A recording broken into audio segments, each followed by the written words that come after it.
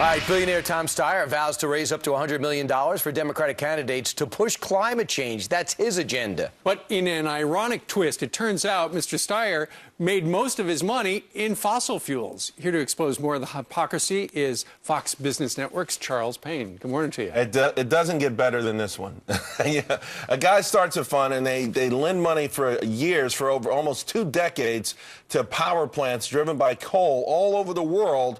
And now here's a guy saying, hey, I'll pay $100 million to anyone who's out there against climate change and coal-fired power plants and man-made pollution. Yeah, is this just more of the same? I mean, it's like the liberal left saying, hey, we're going to take away your guns, but we're going to have armed security guards, and we're going to call you a sinner for driving a Tahoe, yet we're going to fly around private rather than going It's commercial. more of the same, but it's a lot worse in my mind than that. Here's a guy I'm talking, $100 million is a lot of money. I mean, for me, he's buying political influence. He had dinner with President Obama recently. He's probably in the inner circle right now. But think about this for a moment, because what the program is to say is that we've already put a couple of power plants, coal companies out of business. Thousands of Americans have already lost their jobs.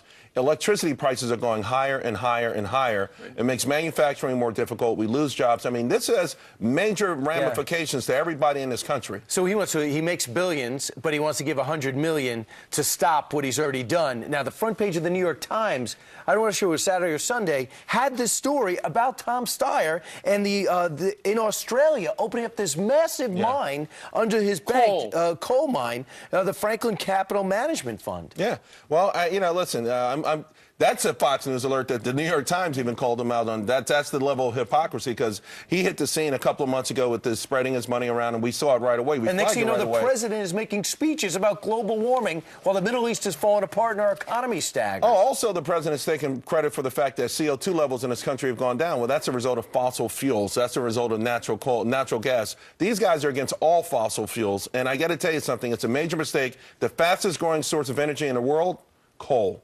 Sure. And it's going to burn for decades and decades and decades, and we are not going to reduce the global CO2 emissions. And one of the other things that this guy stands squarely against is the XL pipeline, the Keystone XL pipeline. He doesn't want that to come down.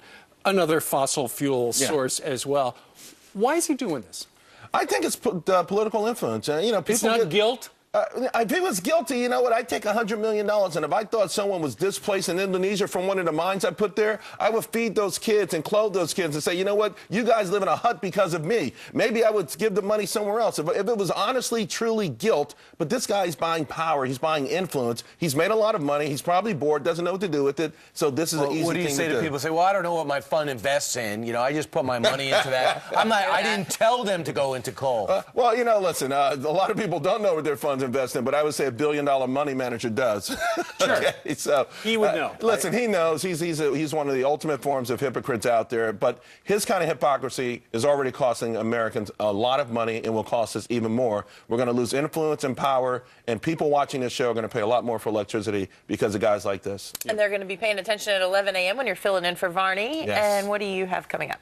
Well, we're going to talk about the jobs report a little bit more. The Dow starts at an all-time high today. People look at your 401ks, you're making money. And, of course, on my show later today, I'm going to show you how to make even more money at 6 p.m. Yes, there you please. Go. Yes. Making money. I'm having fun. You're doing great. Oh, God. People are telling me they're watching it, but they haven't bought. Are you crazy? I already have 5 ideas that up 25% or more in 5 weeks. In 5 weeks, yeah. So watch the show. Thanks for sharing the great stock tips with us. Yeah, no kidding. I know you have a Nielsen bots. I need you to watch the show. Yeah, absolutely. All right, Charles. I got to Thanks, get guys. cable. All right.